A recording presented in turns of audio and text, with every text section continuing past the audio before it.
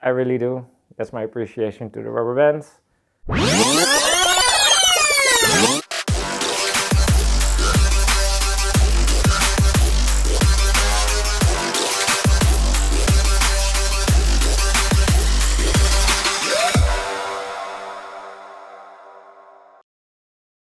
Hello, my name is Urbanus and thank you for watching this video.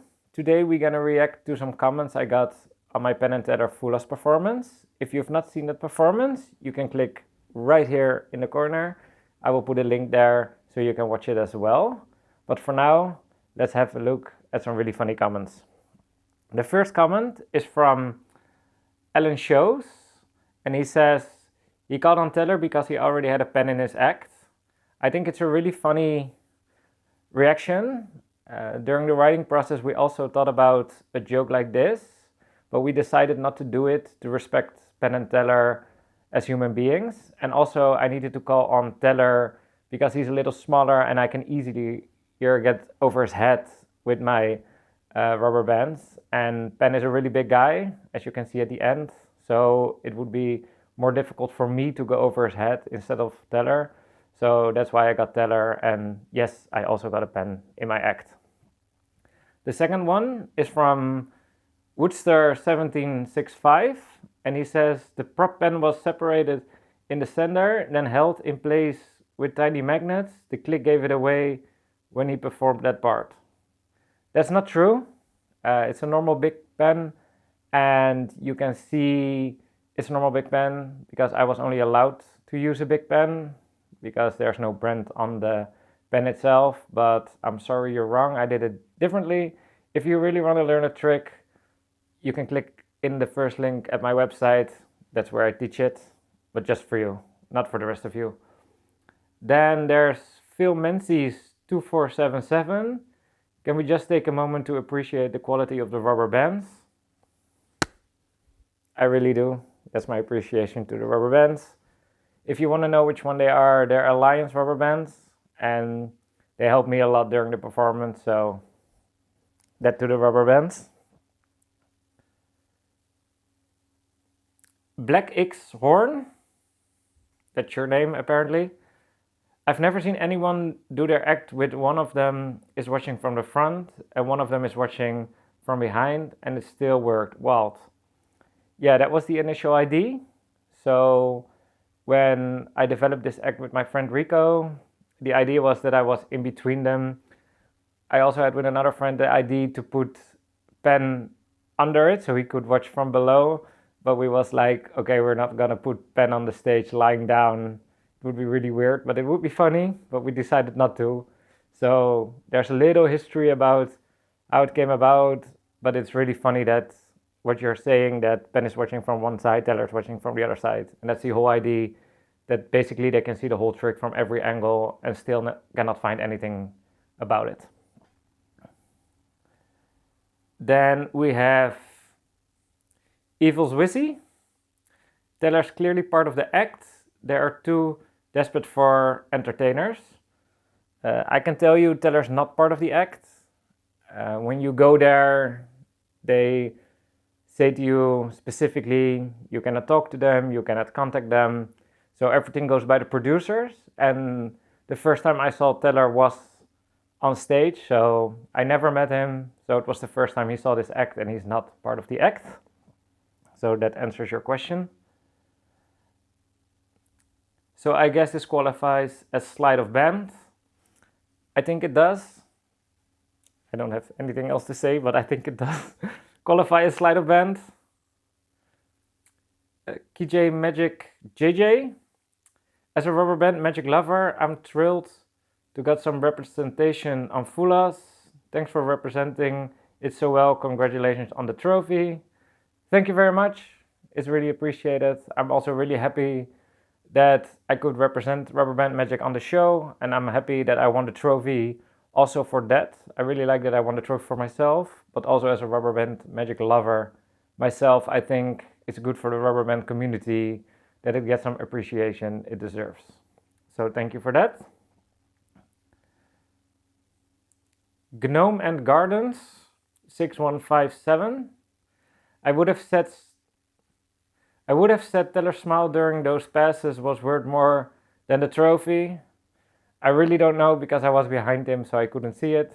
The first time I saw the smile from Teller was the same time you saw it because I was behind him. But yeah, the smile was priceless from Teller. So, but I think the trophy is way nicer than the smile of Teller because I got it right there. But I got Teller's smile in my memory. So I think it's worth both something. George Volkov, inviting Teller and let him inspect the evidence is a bold move. Making me feel like a child again is magic at its best. Yeah, to give him the rubber bands, it was not a really bold move. It was a calculated move. When I was talking to Brooke and saw Teller talking to Ben and he was stretching the rubber bands, I was like, again, praying to the quality of the rubber bands because, oh my God, that was so nerve-wracking. And I was hoping they would not break, but they didn't. And yeah, it was really fun. And to have Teller on stage was really nice. Michael Middleton 4253. How the most simplest things can be beautiful. Yeah, I think so too. It was really nice to be on the stage and my whole style of performance was really down to earth. So I would really like that to represent myself on that stage.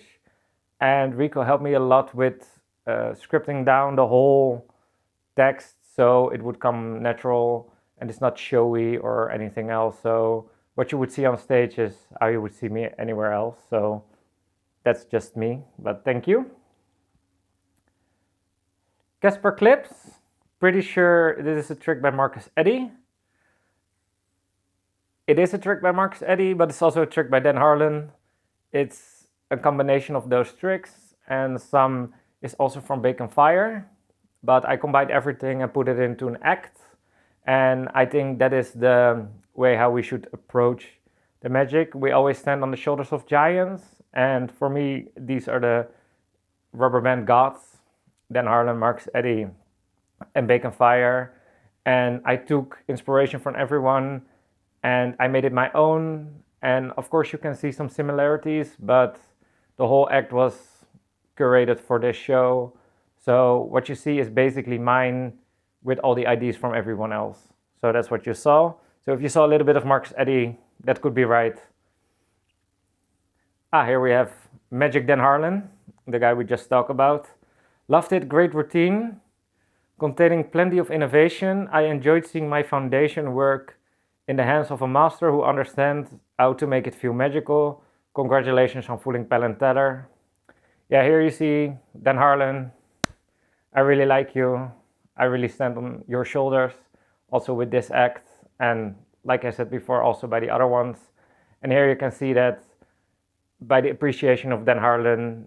I really like that. Thank you, Dan, for saying that. And yeah, for me, it's like getting the magic to a higher level. And by borrowing their items, I could perform the show. So thank you all. Winter 5945, the true magic trick. Here is how you're able to walk with these giant fucking balls. It took to do that. Oli Gaigetjat. This is the most fearless contestants by the show by far. Yeah, I'm not gonna discuss the size of my balls here, but I think they're not that super big because I could walk really normal on stage. But it was a bold move to do that. It was also calculated. So I think it's just do what you love, do what you like, and try it out. For me, it worked out fine, but if it didn't, I still took the leap of faith to do it. So if you have something you really like, just do it. And for now, if you have some nice comments to put under this video, please do it. Also like and subscribe because I would really love that. And for now, watch this video here.